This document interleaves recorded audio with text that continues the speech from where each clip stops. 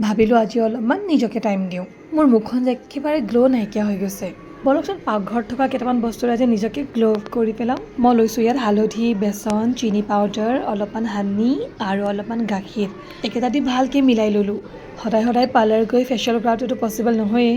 গতিকে ভাবিলোঁ ঘৰত থকা কেইটামান বস্তুৰে আজি নিজকে অলপমান মুখখন চাফা কৰি লওঁ বুলি।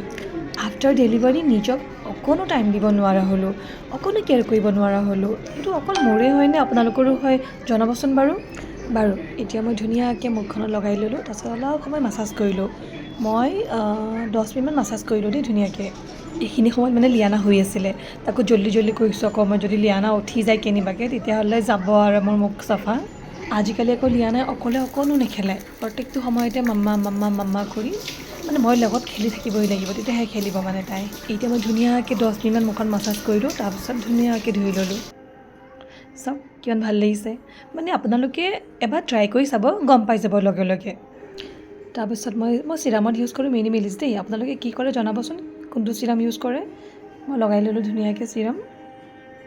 মই এইটো ইউজ কৰি আছোঁ 3 বছৰৰ পৰা ইউজ কৰি আছোঁ, খুব ভাল পাইছোঁ মই। চিৰামটো লগোৱাৰ পিছত মই 2 মিনিটমান ৰখি লওঁ। তাৰপিছত মই লগাওঁ মোৰ ফেভৰেট, মোৰ অল টাইম ফেভৰেট চেটাফিল। এইটো মইশ্চাৰাইজাৰ লগাই লোৱাৰ পিছত যে লগে লগে মুখত এক্সট্ৰা গ্ল' এটা আহিয়ে যায় আৰু আপোনাৰ মুখখন বহুত ছফ্ট কৰি দিয়ে।